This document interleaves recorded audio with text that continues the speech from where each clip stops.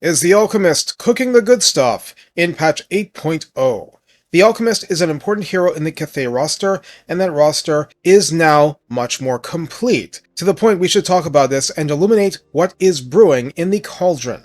They're still spellcasters coming in a single full metal flavor. I mean metal. Recruited for the painfully standard 1000 gold and 250 upkeep on paper, on foot, the Alchemist enters Ultra Unit Scale with 3420 health, a mere 15 armor, standard 15% missile resistance. Leadership of 60 is mediocre, speed 34, charge speed 45, is reasonably nimble. Melee attack begins at a mere 35, and as a consolation prize, each and every blow is magical attack, because that's not a high figure. Attack interval 4 seconds, medium splash size so peasant horseman on down, and max targets actually damaged by the splash attacks of 3. But this is a caster, we get it. Melee defense of 30 is low for a character, it's okay in the middle of normal infantry. Weapon strength 300 is split base 210, and armor piercing 90, tracking lots and lots of other casters. Charge bonus is 15, and mass is 600. This is a mastery of the elemental winds bearer, so more casters, more spell intensity, and a plus 25% harmony amplifier, so that would take a Yang Bao harmony unit with that activated from plus 4 melee attack to plus 5. Yay! At this point, a problem with the Total War stats site rendered the mount pages unable to load, so I'm ad-libbing a bit. On a warhorse, health gallops in at 3,840, armor rises to the far more respectable 50, speed to 78, I presume charge speed to 108 because that's what happens with other characters with this profile. Charge bonus is 35, and mass is 1000. I see splash number listed on Total War Planner, I presume the target size is also the same. The big new thing is the Sky Lantern as a mount, so let's get past the hot air. Health hovers at 6,508. Flight speed is 60. Melee attack and defense are 20, but the weapon strength is so catastrophically low, let's just ignore all that. Mass is 2,000. Ranged, we're dealing with the base unit standards for now. Ammunition 30, range 165, reload time 6 seconds, 360-degree firing arc. Bullets are base 22, armor piercing 45 damage with a direct hit, with a narrow explosive effect of 3 meters radius, with base 14, armor piercing 10 damage within that. Each shot carries shield breaker for big support for your existing missile infantry. Now, consistent with the base unit, Eye of the Dragon's current version is a 50-meter radius circle passive affecting the Sky Lantern and missile-using allies, offering plus 5% range, plus 5 reload skill, which should equate to 5% reload time reduction, plus 4 leadership, and the old doubling of forced spotting range. A range buff is particularly golden, even if it's low. Now we get into the skill tree, and there's a lot to talk about. This is an increased mobility hero, which is vital for covering long distances in spacious Cathay. 3 pips would raise mobility plus 15% more than the base action. The base amount is 10%. Boost income at 3 pips increases the map passive by an extra plus 6% of income for all buildings in local province. So if that's a lot, and more than the cost of the hero, great, awesome. The base amount is 5%. Agent actions are damage building, ho-hum, assassinate, which is pure awesomeness, and hinder replenishment, which can be good in niche but important situations, specialist reducing the gold cost of these agent actions. Each alchemist has a fully functional spell line, but it's locked to Lore of Metal. I'm not complaining, it's an awesome lore. Standard features of Evasion Midway Pip and Arcane Conduit Capstone apply, coming for the standard cost in pips. At rank 7, Wind, Harmony, and Ranged Discipline are standard 10% spell and missile resistance 1-pip wonders, respectively.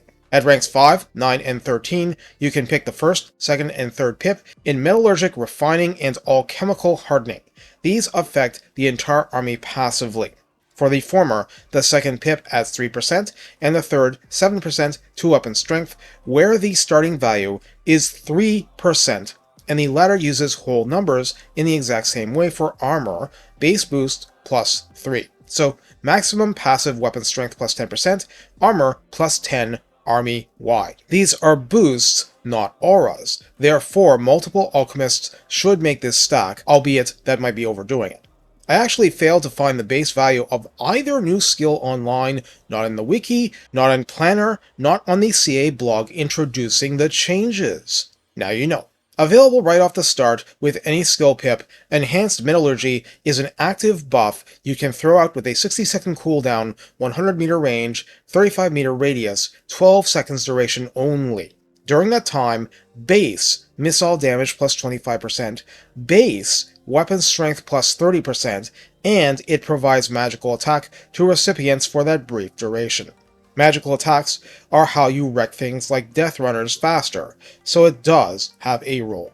Thing is, the very next pip, you have a choice of 3 mutually exclusive pips to enhance this ability further. Flaming raises the cooldown to 90 seconds, but raises the duration to 14 seconds, and allies buffed with the same range and radius get flaming attacks in addition to magical attack, even if this is going to hurt your damage, like against Infernal Ironsworn. But the damage boost is literally doubled, as in plus 50% missile base damage, plus 60% melee base damage, not the armor piercing, just the base. The piercing option makes the buff do plus 25% to both missile and melee damage, and that's base and armor piercing alike, including the range, which is what your Jade Warrior Halberds and Jade Warrior Crossbowmen would want to see against Cathay destroyers. Magical attack is retained too. Unlike the preceding two, the poison alteration only buffs for the original 12 seconds of duration, but it's still the 90-second cooldown. But with the exact same original damage buff, you inflict poison for its usual minus 15% speed and minus 15% to ranged and melee damage debuff, a 10-second per application contact effect. The capstone, Alchemical Enhancements, grants magical attack to the entire army full time. Clan Eshin will despise this, and enables the Alchemical Elixir of Puissance, which is a prissy French way to say strength. 2 uses, 90-second cooldown, 29-second duration, the effect on a single unit or character is really simple, plus 40 melee attack. Use wisely. And yes, cast range 100 means that you can use this on a unit or character that is not the Alchemist. The personal line, unusually placed below the spell line, begins at rank 12, with Student of the House of Secrets granting the Alchemist speed plus 15% and minus 10% cooldown to the Lore of Metal spells. That's nice, since a caster needs to get around. Steel Sheathing gives the Alchemist armor plus 20, helpful since there's no great resilience in the lantern, and offers Alchemist's Elixir of Iron Skin, 2 uses, 90-second cooldown, 25 seconds duration, a simple armor plus 90 for the duration. What did I just say about being relatively thin-skinned? This one can also be used on other characters or units. Alchemical Wrath gives melee attack plus 6 to the Alchemist and range plus 15%. The range is only a thing with the lantern, and with the lantern melee attack is meaningless, but hey, it helps one mount or another. Living Forge grants the Alchemist ammunition plus 20%, not trivial with the lantern, and wins power capacity plus 5 for that army. Harmonic Anchoring does 2 things. First, it offers a free, ability-based potion of healing for the Alchemist, which works in the lantern too. That's nice, but remember, only 6 abilities are allowed in battle total. Something will be bumped if you have more. That happened with Snitch at higher levels. 2, it is from this skill that the Alchemist counts as a Yin and Yang unit for activating Battle Harmony, as in counting as a unit at all. So it's rather important to emphasize this. This is a skill-based boon that has nothing, absolutely nothing, to do with the Sky Lantern. Prior to this pip, the Lantern does not activate Harmony, and after this pip, the Alchemist can activate Harmony on foot or on Warhorse too.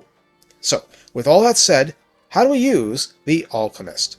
This is a caster/buff bot, and gains no melee line nor a ranged combat line to further improve ammunition and ranged performance. Therefore, what you see is what you get. Considering this is an improved mobility hero, usually helping armies in spread out Grants Cathay proper, everything else is a bonus, and it's a lot of bonuses. The personal buffs are basically token and nice to have, but clearly padding and filler leading up to the capstone we just went over. So what does it mean? I often beeline Arcane Conduit with casters, but there's not really a point to go straight there with a seriously nice if short-term buff being unlockable at rank 2, although I may wait until rank 3 because the point in improved mobility matters. Over the course of campaigns you can work out what flavor you like, and only Flaming Attack has some prospect of lowering your damage, but a very specific enemy would need high fire resistance, like the 35% from a Dawnstone with no pre-existing weakness, to be any kind of detriment, at least to base damage. It may be a detriment to your armor piercing, and the damage boost for base damage is pretty high. Nonetheless, when you look at the buffs as a whole, including the new skills for melee weapon strength and armor, including the Lore of Metal passives that increase melee damage, the Alchemist is better at buffing melee combat. This was just to summarize. What does it mean that you can activate Yin and Yang at the same time? It means just having an Alchemist with a far-flung melee force that's Yang only will boost their performance a minimum of melee attack and defense and leadership +5, like a detachment of Jade Lancers. Just having an Alchemist with a big bad crossbowman force backed by artillery will give them reload skill a minimum of +15, making them far faster and therefore do more damage. That's before redline skills, before techs, before Satang. Remember that Tiger Warriors exist outside the Harmony system, but they don't exist outside the Alchemist passives or Lore of Metal aid. There's a bonanza of help to be had here, from Plague of Rust to the Metal Shifting passive, to boosting a select unit's armor because that's not a non-Bashiva Tiger Warrior strength. Thus, a decently leveled Alchemist not only is a source of Arcane Conduit, has multiple speed buffs to get around faster, and provides both active and passive buffs. The Alchemist makes core to the faction Harmony buffs much more convenient, much less prone to error. It's like a massive quality of life pass in your favor. And don't forget that magical attack by itself will provide a substantial damage boost against physical resistance, be it dirty ninja rats and their monk rat cousins, demons, or witch elves. Ducking and weaving is no defense for those precious seconds. I am telling you the Alchemist buffs a melee style more, but that's still hugely impactful to the ranged forces. And of course, magical attack full time as the capstone of that little line is pretty good. Well, that and Lore of Metal has quite strong high-end spells, and can make taking out lords and heroes a lot faster with the right final transmutation. This is a valuable hero, and any imperfect battle means at least some of your forces will get down and dirty in melee, so there's not much of a case the Alchemist is wasted even in a missile-dominant army, especially with the mobility boost, and even the humble shield breaker rounds from the Sky Lantern make your crossbows much more efficient. Once the dual activation is available, the hero,